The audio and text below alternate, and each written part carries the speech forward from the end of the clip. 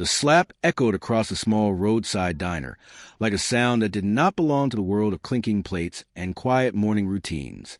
For a brief moment, everything froze, the air, the movement, even hummed the coffee machine, as a young black waitress staggered slightly, her hand instinctively rising to her cheek. The sheriff stood towering over her in uniform, his authority filling the room with a heavy silence that no one dared to break. Outside, the sun continued to rise over a sleepy town that had long buried its truths beneath politeness and fear. But in the far corner booth, a quiet man in a faded jacket had already seen enough. He was not just a passerby. He was a Navy SEAL, and he understood injustice when he saw it. Before the story unfolds, make sure to like, share, comment, and subscribe to Black Voice Story for more. The town of Brook Hollow sat along a quiet highway that most travelers barely noticed. It was the kind of place where everyone claimed to know everyone. Yet certain stories were never spoken aloud. Its streets were clean, its storefronts modest, and its history deeply rooted in traditions that had gone unquestioned for generations. Beneath the calm exterior, however, existed an invisible line that shaped how people were treated, who was respected, and who was expected to remain silent. The diner at the edge of town had been standing for over 40 years, its neon sign flickering faithfully every dawn. It was a place where truck drivers stopped for coffee, locals gathered for breakfast, and travelers found a brief sense of familiarity on long journeys. Inside, the smell of fresh pancakes and brewed coffee created an atmosphere that felt warm on the surface, even when tension quietly lived in the background. Maya Johnson had worked there for 3 years. She was 26, hardworking, and known by regular customers for her calm nature and gentle smile. Her life had not been easy. Raised by a single mother who worked 2 jobs, Maya learned early that resilience was not a choice but a necessity. She carried herself with quiet dignity, always showing respect even in situations where she received very little in return. Every morning, she arrived before sunrise, tying her apron neatly and preparing the diner for the day's rush. She wiped tables with precision, arranged cutlery, and brewed the first batch of coffee while the sky was still painted in shades of gray and orange. To her, the diner was more than a workplace. It was a symbol of survival, a place that paid her bills and allowed her to support her younger brother's education. Yet Brook Hollow was not always kind to her. There were subtle glances, occasional dismissive tones, and moments where her presence seemed tolerated rather than welcomed. She had grown used to it, developing a strength that came from endurance rather than confrontation. She believed that keeping her head down and doing her job well would shield her from trouble. But the town sheriff, Douglas Carter, represented a different kind of presence. Sheriff Carter had held his position for nearly 15 years. His reputation was complicated. To some, he was a protector of law and order. To others, especially within marginalized communities, he was a symbol of unchecked authority. He carried himself with an air of entitlement, often reminding people of his power without needing to say a word. His visits to the diner were frequent, and each time he entered, the atmosphere shifted. On that particular morning, the diner's usual rhythm was interrupted by the sound of heavy boots approaching the entrance. Sheriff Carter stepped inside, scanning the room with a practiced gaze that carried both control and expectation. His presence alone was enough to make conversations quieter and movements more cautious. Maya noticed him immediately, as she always did. She took a deep breath and approached his table with professionalism, balancing a pot of coffee in her hand. Her mind was focused on routine, on avoiding mistakes, on getting through another shift without incident. She had learned that even small misunderstandings could escalate quickly when authority felt challenged. Across the room, a man sat alone in the corner booth. He wore civilian clothes, simple and unremarkable, but his posture suggested discipline. His eyes observed everything without drawing attention. His name was Daniel Reyes, a Navy SEAL on temporary leave, traveling through the state after returning from an overseas deployment. He had chosen the diner purely by chance, unaware that the quiet morning would soon become something far more significant. Daniel was used to reading environments. Years of training had sharpened his instincts. He noticed the tension in the room, the way people avoided eye contact with the sheriff, and the cautious energy surrounding Maya's movements. It was subtle but unmistakable. He sensed that something was wrong long before anything happened. Sheriff Carter had a habit of asserting dominance through small acts. That morning, his impatience surfaced almost immediately. His gestures grew sharper, his demeanor more dismissive, and his tone carried the weight of someone accustomed to unquestioned compliance. Maya remained composed, continuing her duties with quiet professionalism. She had faced difficult customers before, but the sheriff's presence always carried a deeper pressure. She knew that a single misstep could turn into something far more serious than a simple complaint. Outside, the town carried on as usual. Cars passed, the sun climbed higher, and life appeared ordinary.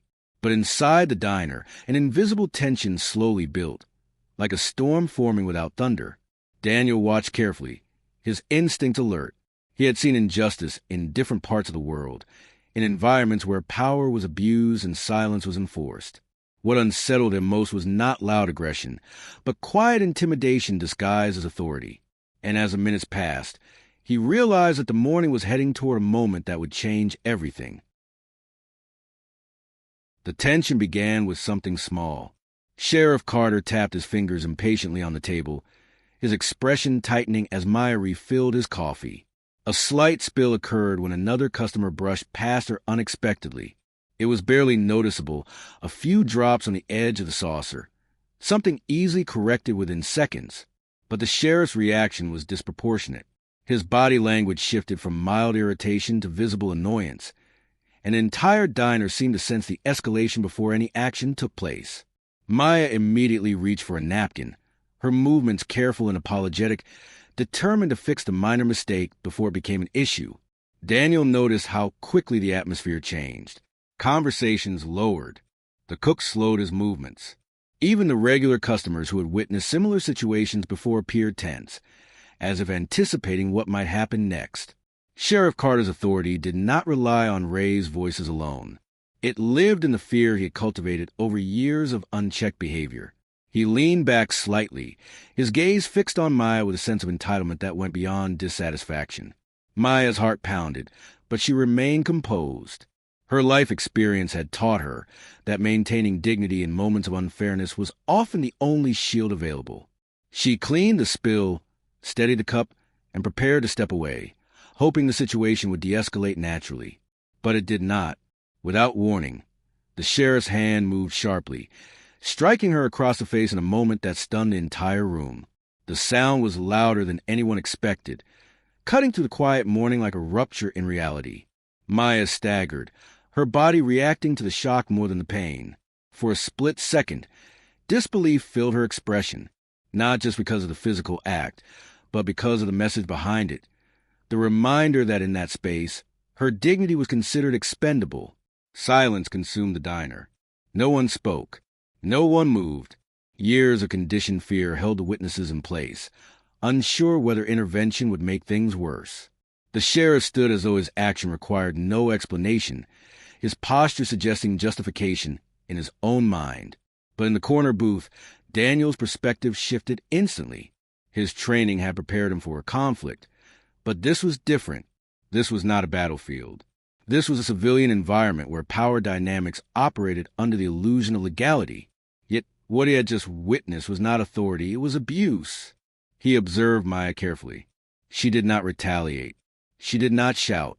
Instead, she steadied herself, her hand still near her cheek, her eyes glistening not with weakness but with controlled restraint.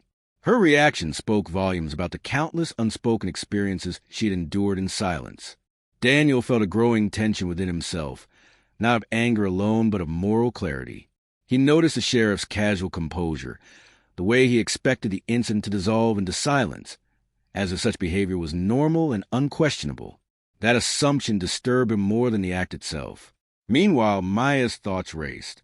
She knew the risks of confrontation in a town where the sheriff held immense influence. Reporting the incident could mean losing her job, facing retaliation, or being dismissed entirely. Her survival instincts urged caution, yet her sense of self-worth struggled against the weight of humiliation. Customers exchanged uneasy glances. One elderly man looked down at his plate, clearly disturbed but unwilling to speak. A truck driver clenched his jaw, but remained seated. The cook pretended to focus on the grill, his silence reflecting the same fear shared by many in Brook Hollow. Daniel recognized the pattern instantly. Silence was not agreement. It was protection. It was a result of years of witnessing consequences for those who challenge authority. But he also understood that silence, when left unbroken, allowed injustice to repeat itself. As the sheriff resumed his seat, expecting the moment to fade, Daniel's internal resolve strengthened. He had sworn an oath not only to defend his country, but to uphold principles of justice and dignity. Those values did not disappear simply because he was off duty or outside a combat zone. He observed the surveillance camera, mounted near the entrance.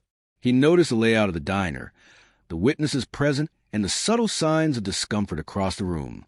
His mind processed details methodically, the same way it did during operations where careful assessment determined the outcome. Maya stepped back, trying to continue her duties despite the emotional weight pressing on her chest. Her professionalism remained intact, but inside, a quiet storm of hurt and frustration surged. She had endured microaggressions, dismissive treatment, and disrespect before, but this crossed a line that could not be ignored internally, even if externally she remained composed. Daniel stood slowly. The moment Daniel stepped forward, the atmosphere inside the diner transformed from silent tension to focused anticipation. His calm presence contrasted sharply with the sheriff's assumption of control. It was not the posture of someone seeking conflict, but of someone refusing to accept injustice as normal. Sheriff Carter noticed him immediately. Authority often relied on the absence of resistance, and Daniel's composed stance disrupted that expectation. The sheriff's expression shifted slightly, as though trying to assess the situation without losing face in front of the witnesses. Daniel's actions remained measured. He positioned himself in clear view of the surveillance camera and the room's occupants, ensuring that the unfolding moment would not exist in secrecy. His military discipline guided every movement, reinforcing the importance of accountability through transparency rather than aggression. Maya watched quietly, her emotions a mixture of fear and disbelief. She had never seen anyone challenge the sheriff in such a composed manner. For years, authority in Brook Hollow had gone largely unquestioned, especially in situations involving marginalized individuals. Daniel's mind remained focused on justice, not confrontation. He mentally reviewed the legal implications of what he had witnessed. Assault, abuse of power, and misconduct were not subjective matters. They were violations, regardless of who committed them. His training had taught him that strength was not defined by physical dominance, but by the courage to stand for what was right when it mattered most. The sheriff attempted to maintain composure, projecting confidence in front of the room. Yet the dynamic had shifted. Witnesses who had previously remained silent began to pay closer attention, their internal conflict growing stronger as the situation evolved. Daniel's presence served as a catalyst. Without raising his voice or creating chaos, he communicated a powerful message through calm persistence. He retrieved his phone, subtly ensuring that documentation of the incident was preserved. The existence of recorded evidence changed the psychological balance instantly. Sheriff Carter's authority relied heavily on the assumption that no one would challenge him publicly. But now, the presence of a trained observer, a respected military figure, and potential evidence threatened that foundation. Maya's breathing steadied as she realized she was no longer alone in that moment. The emotional weight she had carried began to shift, replaced by a quiet sense of validation. Not because someone was fighting for her, but because someone had acknowledged her dignity when the system around her had failed to do so. The room's silence evolved into awareness. Witnesses who had previously avoided eye contact now looked toward the sheriff with visible discomfort. The power of collective observation began to replace the culture of silent compliance. Daniel's steady composure reflected years of discipline under pressure. He understood that true accountability did not require violence or intimidation. It required clarity, documentation, and the courage to remain unwavering in the face of authority misuse. The sheriff's confidence gradually eroded. For the first time in years, his actions were not being absorbed into silence. They were being witnessed, acknowledged, and mentally recorded by someone who would not dismiss them as trivial. That realization changed everything. The power dynamic that had once favored intimidation began to crumble under the weight of visibility and moral resistance. And in that moment, the diner was no longer just a quiet roadside establishment. It had become the stage. In the days that followed, the incident did not disappear into silence as it once might have. Documentation, witness accounts, and the presence of an external observer transformed what could have been dismissed into a matter of public accountability. The town of Brook Hollow found itself confronting a reality it had long ignored. Maya returned to work with a renewed sense of strength, though the emotional scars of the incident remained. She was no longer seen merely as a quiet waitress, but as a symbol of resilience within a system that had often overlooked her humanity. Community members who had previously stayed silent began to express support, realizing that their silence had contributed to the cycle of injustice. Daniel's involvement extended beyond that single morning. He provided a formal report and ensured that proper channels reviewed the incident objectively. His actions were not driven by personal recognition, but by a deep belief in fairness and accountability. His role was never about confrontation. It was about ensuring that dignity was protected, regardless of location or circumstance. The sheriff's reputation faced scrutiny for the first time in years. Investigations revealed patterns of behavior that had previously gone unchallenged due to fear and systemic silence. The incident at the diner became a catalyst for broader conversations about power, bias, and accountability within the town's institutions. Brook Hollow slowly began to change. Local leaders initiated policy reviews, community forums, and training programs aimed at addressing bias and misconduct. While transformation did not happen overnight, the shift in awareness marked a significant step toward progress. For Maya, the journey was deeply personal. She realized that her silence had never been weakness, but survival. Yet the validation she received reminded her that dignity should never require endurance of injustice. Her confidence grew, and her voice, once restrained by necessity, became a source of quiet empowerment. The diner itself became more than just a workplace. It evolved into a symbol of courage, a place where a moment of injustice sparked a chain reaction of accountability and reflection. Daniel eventually left Brook Hollow, returning to his duties with the Navy SEALs. But his impact remained embedded in the town's memory. He had not arrived as a hero seeking attention. He had simply acted as a witness who refused to normalize wrongdoing. The story spread beyond the town, resonating with people who recognized similar patterns in their own communities. It became a reminder that injustice often survives not because it is unseen, but because it is unchallenged. And perhaps the most powerful transformation occurred within the collective mindset of the town's residents. They began to understand that true strength was not found in authority without accountability, but in the courage to uphold dignity for every individual, regardless of status, race, or position. Maya's life moved forward, shaped by resilience and reinforced by the knowledge that her worth was never defined by how others treated her. She carried herself with the same professionalism as before, but now with a deeper sense of self-respect that no act of injustice could erase. The morning that once began with silence ended up becoming a defining moment of awakening. It proved that a single act of awareness, a single refusal to ignore wrongdoing, could disrupt years of normalized injustice and spark meaningful change. It reminded everyone that dignity is not granted by authority. It is inherent, and it must be defended whenever it is threatened. If this story moved you, don't forget to like, share, comment, and subscribe to Black Voice Story for more powerful stories that inspire awareness, justice, and change.